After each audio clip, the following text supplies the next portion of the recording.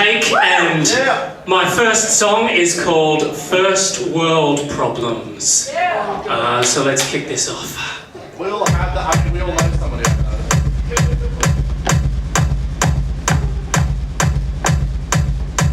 My life is so fucking hard. My life is so fucking hard.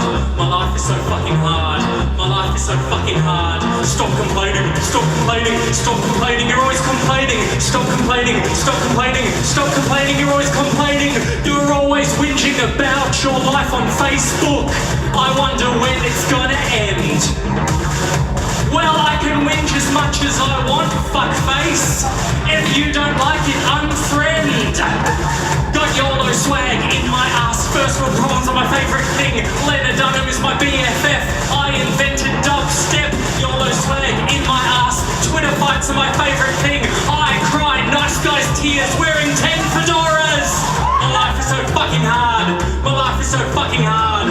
My life is so fucking hard. My life is so fucking hard. Stop complaining. Stop complaining. Stop complaining. You're always complaining. Stop complaining. Stop complaining. Stop complaining. You're always complaining. Other people have problems too, you know. You need to get some perspective. You don't know what you're talking about. I know struggle. I need a huggle. I never get the jobs I want. I never get the car I want. I never get the table right by the window in the restaurant. Damn, my broadband connection is far too slow. Ice cream scoop fell off its cone 27 years ago. My life is so fucking hard. My life is so fucking hard. My life is so fucking hard. My life is so fucking hard. My life is so fucking hard. My life is so fucking hard. Nobody likes my photos on Instagram.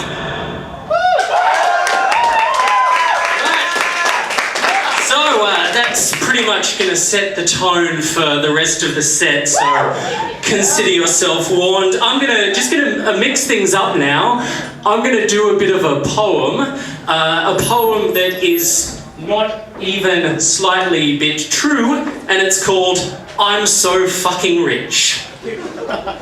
I'm so fucking rich.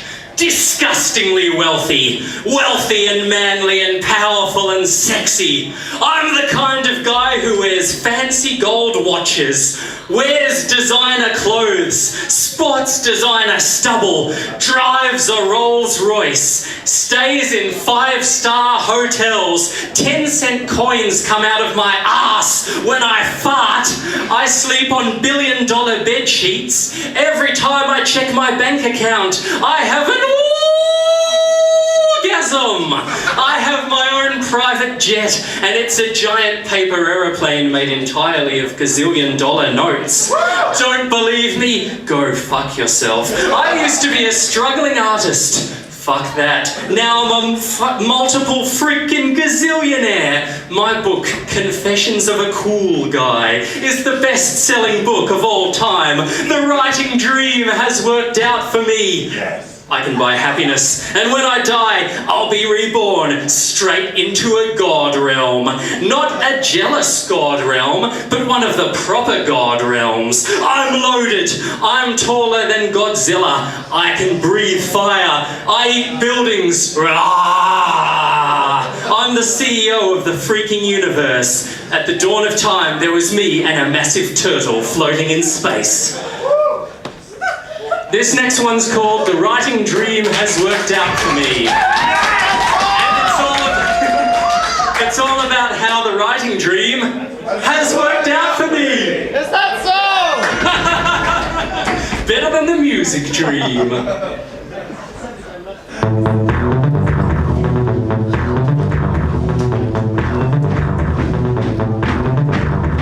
The writing dream has worked out for me. The writing dream has worked out for me.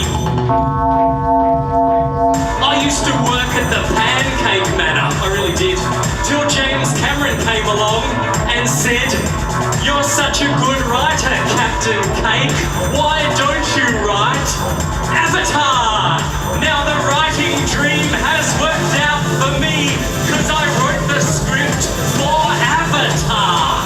The writing dream has worked out for me. I wrote the script for Avatar. Now I live in a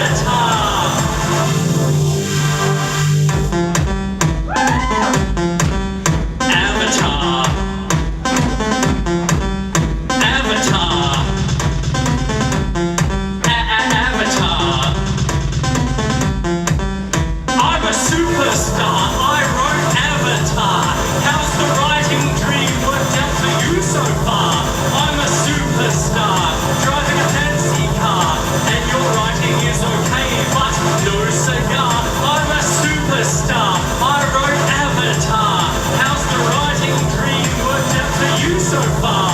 I'm a superstar, driving a fancy car, and your writing is okay, but no cigar. Thank you. As you can tell from that song, the writing dream has in fact worked out for me, but things weren't always so rosy. Before I became a professional writer for James Cameron's Avatar franchise, I had a couple of other jobs, and one of them was I worked as a waiter in a few restaurants, and most of the time it was fine. I'd have a chat with the customers, and they'd have a chat with me, and we'd get along pretty well. But every so often, I got that customer who was a bit rude, a bit snide, a bit condescending, and who seemed to look down on me because I was bringing them their calamari. They always ordered fucking calamari. And this song is from the perspective of that customer. It's what I imagined going on inside that customer's head. And it's called The Customer Is Always Right, or alternately, The Customer Is Always a Knob. And I should mention that now that I'm a famous screenwriter, I order calamari myself. I love hearing that sound.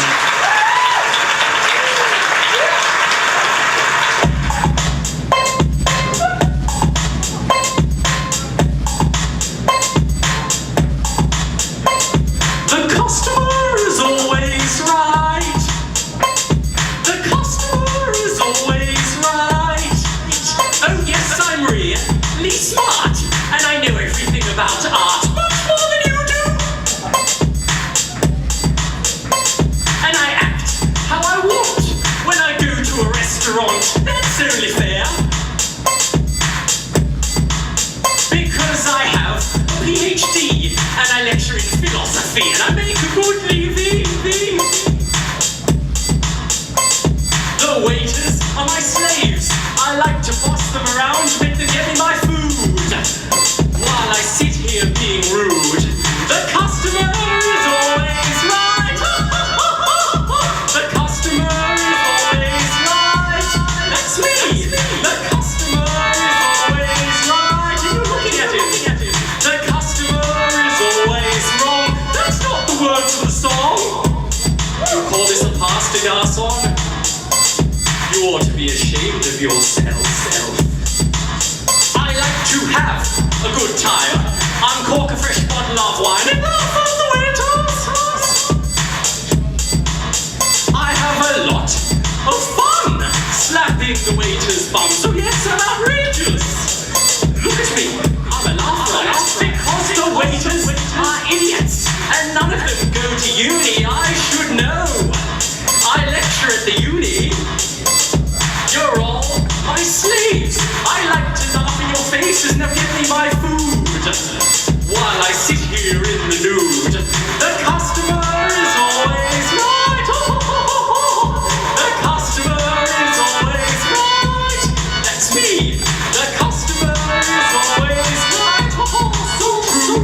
The customer is always right.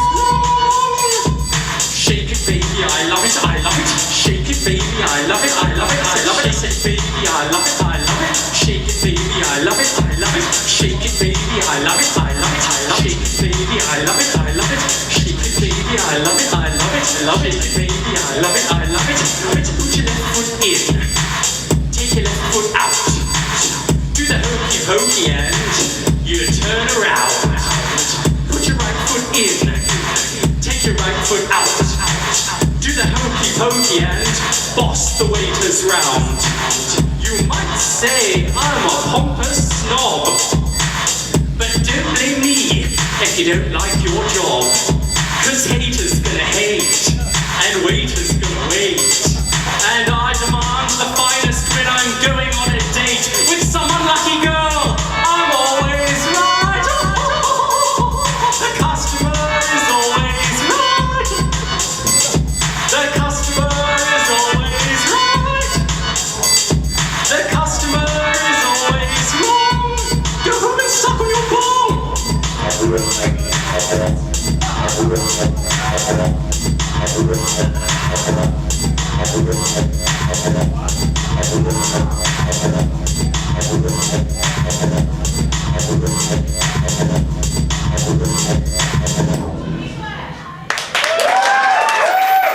Thank you. All right then. This next song is a bit of a dark one. It's a bit sinister.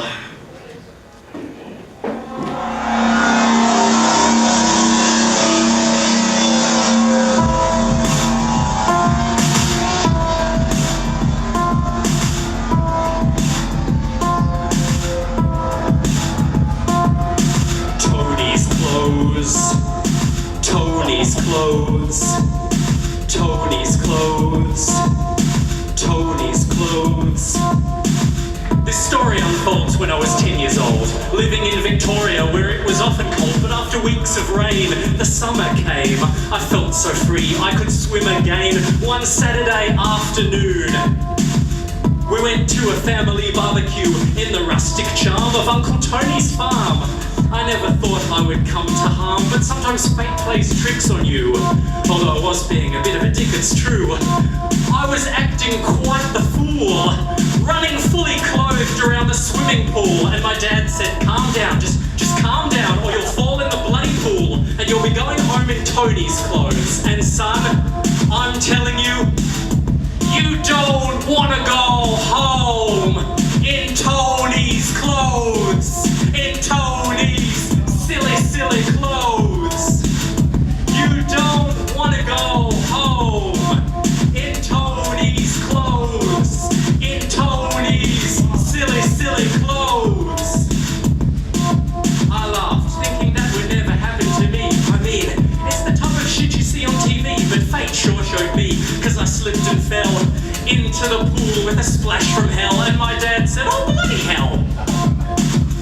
And I thought he was going to yell, but he just told me to get inside. So I took a shower and got washed and dried, and I could have sworn that Tony was filled with glee when he said he'd choose some clothes for me. A pair of mouldy old grey socks and some brightly coloured purple Crocs, baggy pants with a hole in the bum, a shirt that says, I want my mum. It was all too large or too small, and I wasn't happy at all. I didn't want to go home in Tony's clothes, in Tony's silly clothes. No, I didn't want to go home in Tony's clothes, in Tony's silly clothes. I never wanted to go home in Tony's clothes, in Tony's silly clothes. But I went home in Tony's clothes, in Tony's completely ludicrous, absolutely ridiculous clothes. This is a cautionary tale. Don't fall in the bloody pool or you'll be going home in Tony's clothes. It doesn't matter if it's a pool in Brisbane or a pool in Victoria or a pool in frickin' Mozambique. Wherever your location, Tony will inevitably pop up with a variety of choice options from his astonishingly ridiculous wardrobe. There's no escape. It doesn't matter what gender you are or what personal style you have. You can even fall in your own pool, in your own stinking backyard, and as sure as day follows night, before you've even made it up your own back doorsteps, back into your own damn house, Tony will inevitably pop up with some clothes for you to wear. You can't fight it, it's as inevitable as gravity. And I don't mean to affect you with your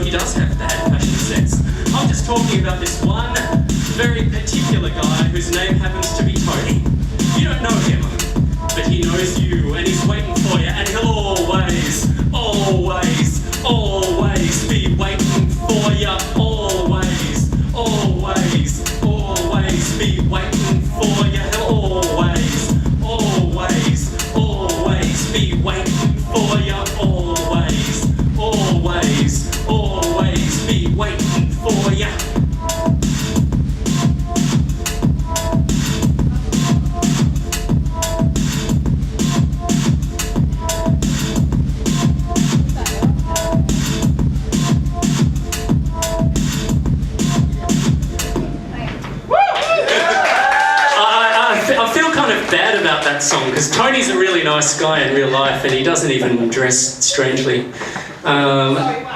This next song is an old one. It's I actually wrote it when I was 14. If right is the operative word, I just turned a cassette recorder on and I made up some shit. But this is I did that when I was about 14, and to show you how my songwriting has progressed with time, I've decided to bring it back now as a bit of a blast from the past.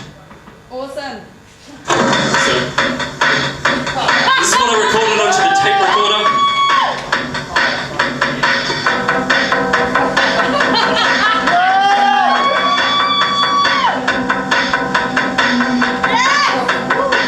It's called Stinky Tommy, by the way. Stinky Tommy, he kills and kills again. He smells awful and he enjoys killing. He stinks out his house, but it doesn't matter, cause he's killed everyone in it, so no one can smell a thing. He stinks and kills and stinks and kills. Stinky Tommy, he's very naughty. He stinks and kills and stinks and kills. Stinky Tommy, he's quite naughty. Stinky Tommy, he kills and kills again. He smells awful and he enjoys killing. He stinks at his house, but it doesn't matter, cause he's killed everyone in it, so no one can smell a thing. He stinks and kills and stinks and kills. Stinky Tommy, he's very naughty. He stinks and kills and stinks and kills. Stinky Tommy, he's quite naughty. He stinks and kills and stinks and kills. Stinky Tommy, he's so naughty. He stinks and kills and stinks and kills. Stinky Tommy, he's very naughty.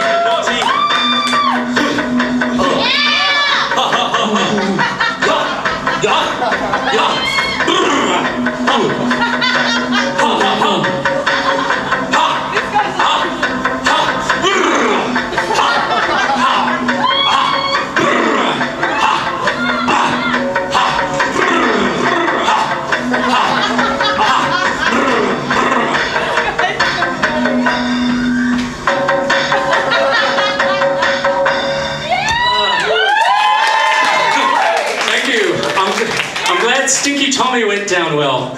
My name is Captain Cake. I'm considering a few titles for my debut album. One of them is called In This Moment I Am Euphoric. Another one is called My Talent Lies in Other Areas. And another one is called This Was Uncalled For. Oh, they're my album titles for my 3 albums.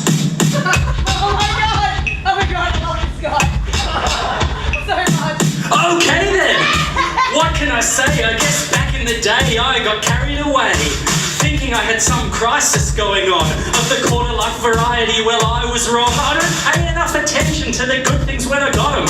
But back then I thought my job was the problem. And then this book called The Tao Te Ching made me reconsider everything. How did a Chinese sage who probably didn't exist show me a better way of living that I somehow had missed? I don't know if there's an afterlife, but what I do know is that the here and now is better if I go with the flow.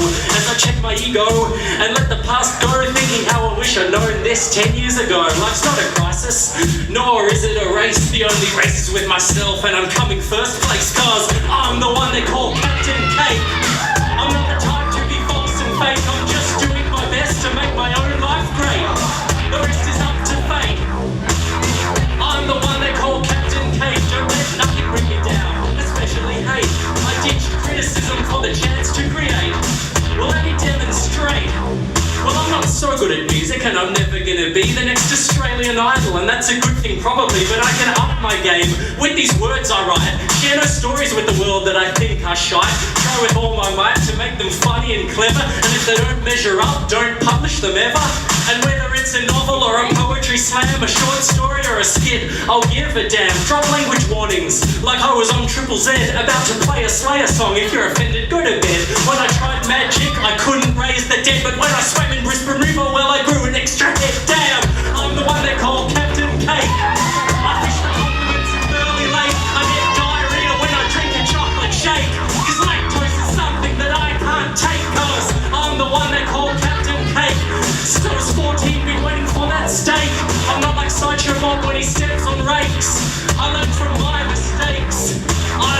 be your idea of success, but I couldn't care less cause I know that I'm blessed. I'm a test, I'm obsessed with my quest to be the best version of me that exists currently.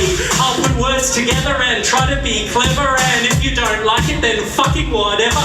I'm not quitting ever, I'll strive to be better than my last endeavour from now till forever. So you can tell the fucking YouTube trolls to step back from the keyboard and get some goals. I didn't see your fucking comment for 2 whole years. A little late now to reply, but I shed no tears. I studied journalism and I didn't get far, but now I'm kind of glad things are the way they are. There's more to life than money and success, and I don't want to work for the Murdoch press, cause I'm the one they call Captain Cake. I'm not the type to be false and fake. I'm just doing my best to make my own life great. The rest is up to fate. I'm the one they call Captain Cake. Don't let nothing bring you down, especially hate. I teach criticism for the chance to create. Now let me demonstrate. I'm the one they call Captain Cake. I fish for compliments in Burley Lake. I get diarrhea when I drink a chocolate shake, cause lactose is something that I can't take, cause I'm the one they call Captain Cake. Since I was 14, been waiting for that steak. I'm not like Sideshow Bob when he steps on rakes. I learned from my mistakes.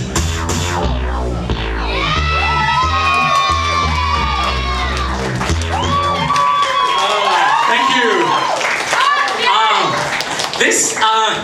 Okay, we're coming up to the love songs and dedications part of the night. So if you want to grab your special someone and dance slowly, this is the time. This is another song I wrote in high school, and it's a bit of a love song. It's a romantic one.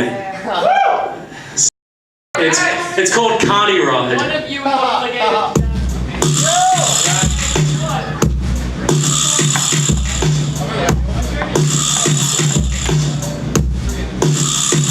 All the rides are lit up by the orange lights as the clowns and balloons out on either side. The carnival's in town, but just for one night. Let's buy a bunch of tickets and take a ride. We sit in the carriage and grip the bar, laughing madly as the cheesy organ music starts. Round and round we shall spin in our little cars, holding hands, hoping that we'll never be apart. You and me spinning round on a carny ride as the warm summer evening slowly turns to night. As we sway, people pay and take a place in line, 'cause you and me are spinning round on a carny ride. As the sky grows darker and the stars come out, we stand in line for the roller coaster with the crowd. In the carriage, on the track, we'll go up and down. From the top, we can see a view of the whole damn town, 'cause you and me are spinning round on a carny ride as the warm summer evening slowly turns to night. As we sway, people pay and take